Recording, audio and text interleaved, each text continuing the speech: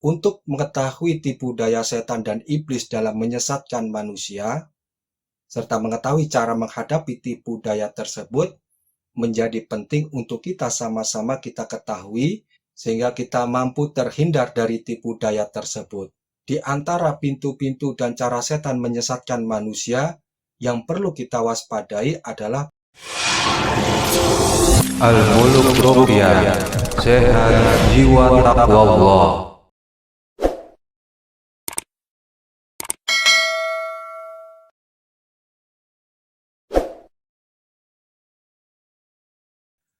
Assalamualaikum warahmatullahi wabarakatuh. Alhamdulillah, wassalatu wassalamu ala man la nabiyya ba'da, wa ala ali wa sahbihi wa man wala, amma ba'd. Alhamdulillah, sudah hari ketiga di kelas Ruqyah online ini. Sekarang kita membahas kerasukan karena permusuhan. Jenis ini tidak akan terjadi kecuali karena adanya permusuhan antara setan dengan manusia. Jadi setan selalu berharap dapat merusak manusia apapun dan bagaimanapun cara yang ditempuhnya. Karena permusuhannya dengan Bani Adam alaihissalam telah berlangsung sejak ia diciptakan Allah Subhanahu wa Ta'ala. Menyadari ini semua, bahwa keberadaan kita di dunia ini tidak akan pernah lepas sedikit pun dari upaya setan untuk mempengaruhi kita, merayu kita, melalaikan kita dengan apapun. Bahkan mereka mampu masuk bersama aliran darah kita dengan hanya satu tujuan, mengumpulkan manusia sebanyak-banyaknya untuk bersama-sama sesat dan menghuni neraka jahanam.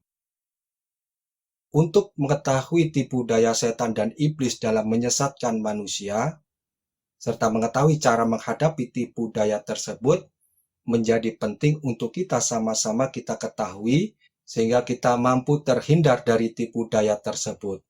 Silakan kalian klik di sini.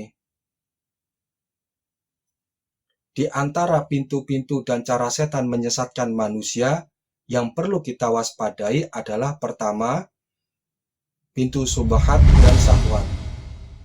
Subhat suatu yang meragukan dan samar-samar.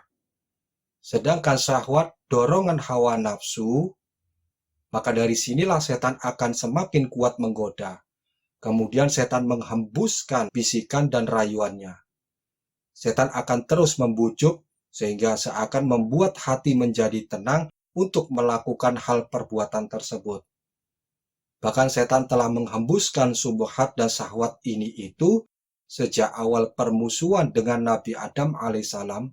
Setan telah melakukan langkah-langkah kejinya untuk menggelincirkan anak keturunan Nabi Adam alaihissalam agar tidak mentaati perintah Allah Subhanahu wa Ta'ala. Mari kita perhatikan ucapan setan dengan tipu dayanya di dalam firman Allah berikut.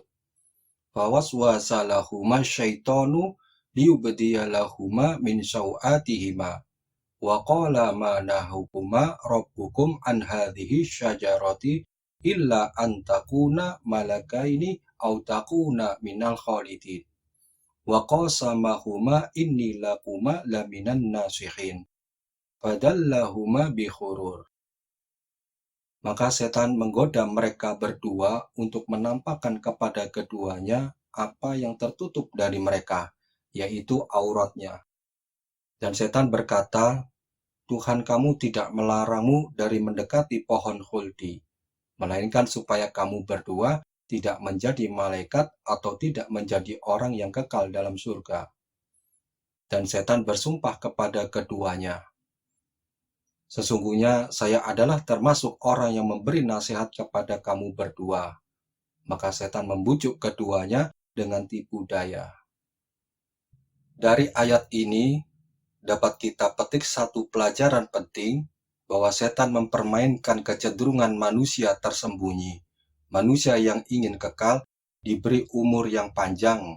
Manusia juga ingin memiliki kepemilikan harta yang tak terbatas, padahal usia mereka pendek dan terbatas. Dalam ayat ini diketahui bahwa tipuan yang digunakan setan adalah antakuna malakaini au takuna minal khalidin. Dalam penjelasan ayat ini, kata malakaini ada dua bacaan yang dapat dijadikan pengertian untuk memahami maksud dari ayat ini.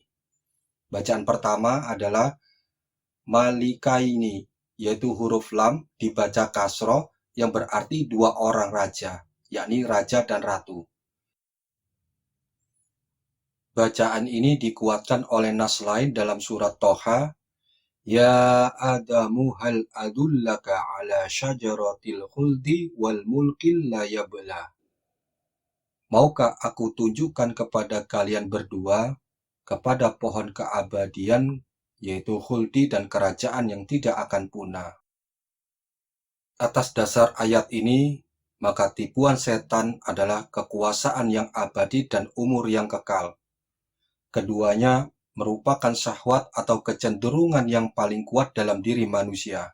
Selain syahwat terhadap lawan jenis yang banyak kita dengar bersama, berbagai macam kasus dan skandal terjadi. Ini membuktikan bahwa setan sudah banyak berhasil dalam menyesatkan manusia. Ayat kedua adalah malakaini. Huruf lam dibaca fathah yang berarti dua malaikat. Maka manipulasi setan itu adalah dengan melepaskan manusia dari ikatan-ikatan fisik seperti malaikat yang kekal. Ketika iblis ini mengetahui bahwa Allah melarang Adam dan Hawa memakan buah khuldi dan larangan ini terasa berat dalam jiwa Adam dan Hawa, maka untuk menggoyang hati mereka, iblis menimbulkan khayalan dan angan-angan kepada Adam dan Hawa. Di samping juga mempermainkan syahwat dan keinginan mereka, bahkan iblis memperkuat dengan sumpah bahwa ia adalah pemberi nasihat yang berlaku jujur. Pintu setan yang kedua adalah ar-ghis wal hasad. Menurut Imam Al-Ghazali, di antara pintu-pintu setan yang sangat besar adalah al-ghis wal hasad, yaitu tamak dan dengki. Rasa tamak dan sifat dengki ini menjadi salah satu pintu yang menyebabkan setan bisa masuk ke dalam pikiran dan jiwa manusia, kemudian setan menguasainya. Ketika setan sudah mampu menguasai jiwa, maka itu pertanda akan membawa pada kebinasaan. Imam Abu Dawud dalam kitab Sunannya menyebutkan sebuah riwayat ketika Nabi Nuh alaihissalam menaikkan perahu dan memasukkan ke dalam perahu itu beberapa makhluk secara berpasang-pasangan, tiba-tiba beliau melihat seorang tua yang tidak dikenal. Orang itu tidak memiliki pasangan. Nabi Nuh alaihissalam bertanya, "Untuk apa kamu masuk kemari?" Orang itu menjawab, "Aku masuk kemari untuk mempengaruhi sahabat-sahabatmu supaya hati mereka bersamaku, sementara tubuh mereka bersamamu." Orang tua itu adalah setan. Lalu Nabi Nuh alaihissalam berkata, "Keluarlah kamu dari sini, hai musuh Allah, kamu terkutuk." Iblis itu kemudian berkata kepada Nabi Nuh, "Ada 5 hal, dengan 5-nya aku membinasakan manusia. Akan kuberitahukan yang 3, dan kusembunyikan yang 2. Allah mewahyukan kepada Nabi Nuh, katakan, aku tidak membutuhkan yang 3, aku membutuhkan yang 2. Lalu Nabi Nuh bertanya, apa yang 2 itu? Iblis menjawab, 2 hal yang membinasakan manusia adalah ketamakan dan kedengkian. Karena kedengkian inilah aku dilaknat sehingga menjadi terkutuk. Karena dorongan ketamakan itu pula, Adam dan Hawa tergoda untuk menuruti keinginannya. Pintu setan yang ketiga adalah memandang kecil dan meremehkan dosa-dosa kecil. Dosa-dosa kecil dampaknya sangat berbahaya bagi manusia.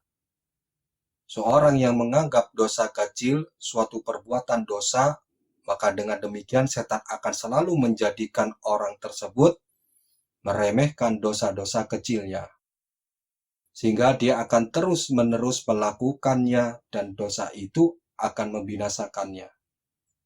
Rasulullah SAW telah memperingatkan kita, umatnya, tentang dosa-dosa kecil dengan sabdanya, Iyyakum wa muhaqqarati dzunubi wa inni muhaqqarati dzunubi mata yu'khadhu biha sahibiha tuhlik.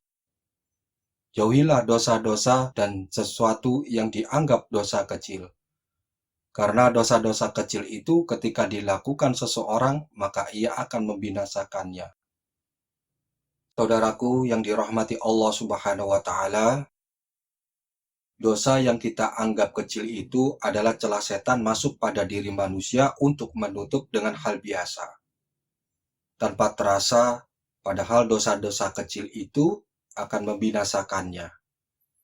Tentu ketika kita mengetahui pintu-pintu masuknya setan, Allah Subhanahu wa Ta'ala dengan rahmatnya memberikan petunjuk kepada para hambanya melalui Al-Quran dan melalui lisan Rasulnya Shallallahu Alaihi Wasallam untuk menghadapi dan mengusir setiap bisikan dan godaan setan tersebut. Di antara hal-hal yang dapat dilakukan agar terhindar dari tipu daya setan dan kawan-kawannya, silakan kalian klik di sini.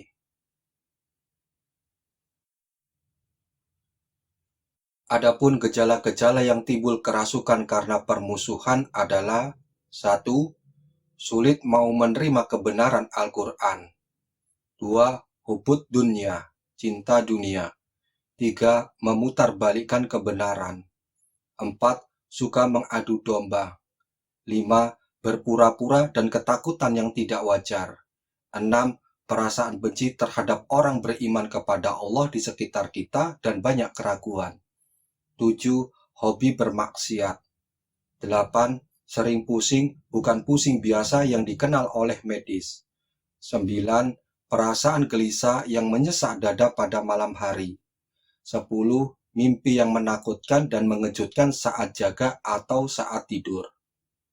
Itulah 10 gejala kerasukan karena permusuhan. Sebagai contohnya, tragedi di Perang Uhud, setan menghiasi dan mengelabui manusia itu sehingga mereka memandang baik perbuatan mereka. Dan setan membisikkannya, kalian akan menang. Dan sesungguhnya saya ini adalah pelindungmu. Maka tatkala kedua pasukan itu telah dapat saling lihat-melihat berhadapan, setan itu balik ke belakang sambil berkata, sesungguhnya saya berlepas diri daripada kamu. Sesungguhnya saya setan dapat melihat apa yang kamu sekalian tidak dapat melihat. Sesungguhnya saya takut kepada Allah, dan Allah sangat keras siksanya. Bila tersirat di hatimu untuk berjudi dan minum khamar, itu rayuan setan. Bila tersirat di hatimu berzina, itu nafsu setan. Bila tersirat di hatimu ingin mencuri, itu nyanyian setan. Bila tersirat di hatimu ingin melukai manusia tak bersalah, kamu itu setan.